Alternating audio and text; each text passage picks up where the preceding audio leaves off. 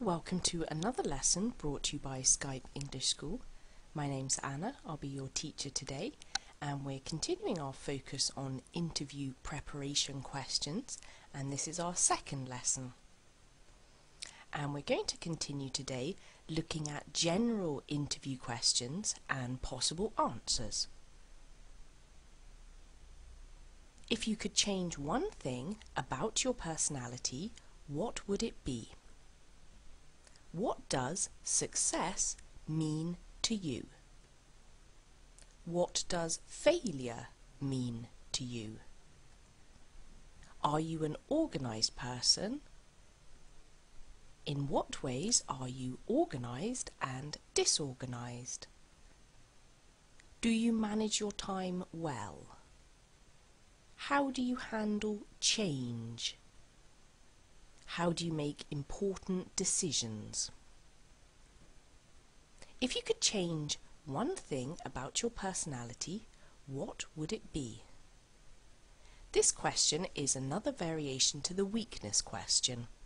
To answer this question, think of a person you respect and the trait that they have you really like. I get easily frustrated at people who don't work hard, but I know people have different work styles and different work habits, so if I could change something, I would like to be more understanding. I have high expectations and I have these expectations on others. I think if I was more understanding, I could help other workers improve instead of being disappointed. I would like to be more of a risk taker. I always do my work and complete it at an exceptional level, but sometimes taking a risk can make the work even better.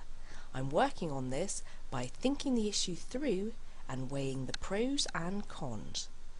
I would like to be more of an extrovert. I'm a little quiet and a little closer to the introvert side. I would like to change this because I would appear more friendly. What does success mean to you? There are many things you can say. This type of question doesn't have a wrong answer. All answers will be correct. So the best answer is how good you can actually make the answer. To me, success means to have a goal, plan the steps to achieve the goal, implement the plan, and finally achieve the goal. Success means to achieve a goal I have set for myself. Success means to produce high quality work before the deadline. Success to me is knowing that my contributions positively impacted my company. What does failure mean to you? You may believe that failure is not achieving your goal no matter what, or you may believe failure is only when nothing is learned from the failure. Failure is when I do not reach my goal. I think to fail at something is making a mistake and not learning anything from it. To me, failure means to have a goal and not do anything about it. I think failure is not reaching your potential. If you do not use the resources you have and the resources around you, that's failure because the work or goal could have been done better. Are you an organised person? Everyone will say that they're organised. Take this time to be creative with your answer. You can use these types of questions to leave a strong impression with a creative answer.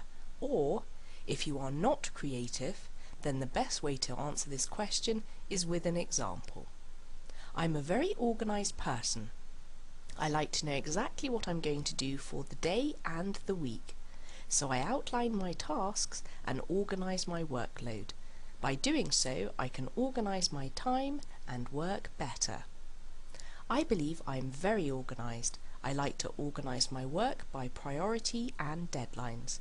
I do this so I can produce the highest quality work in the amount of time I have.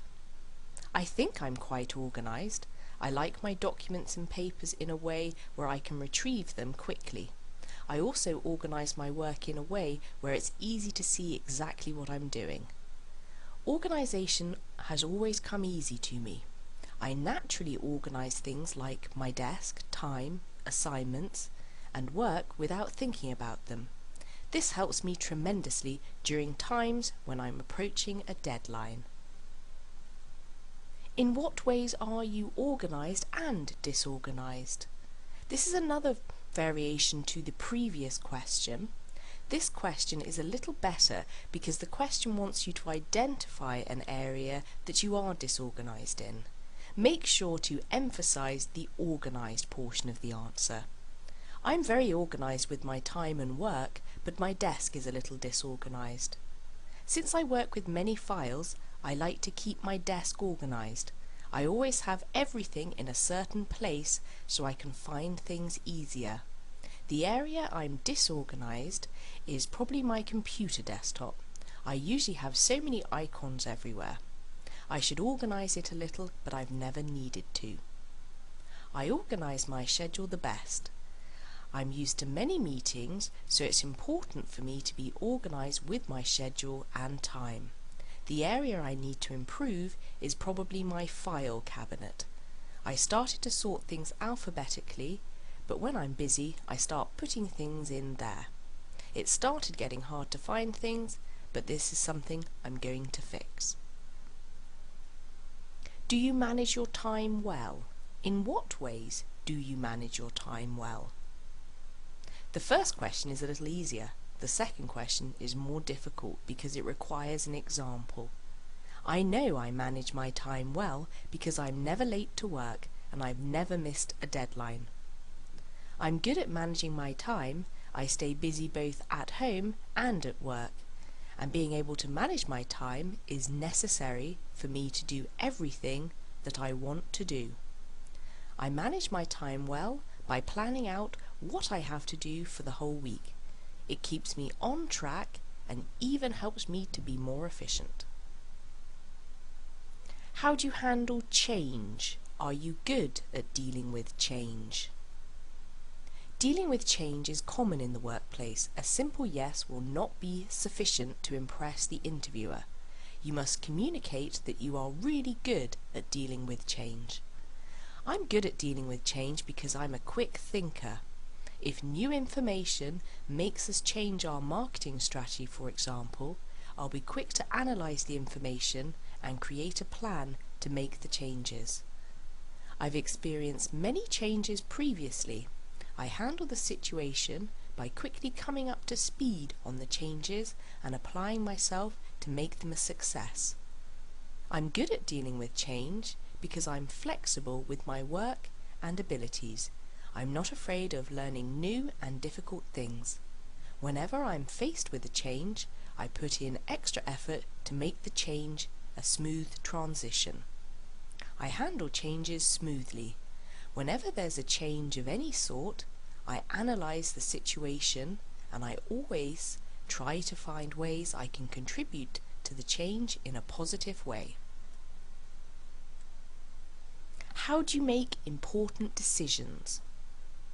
There are many answers to this question, and if you have a reasonable method of making decisions, it will probably be sufficient.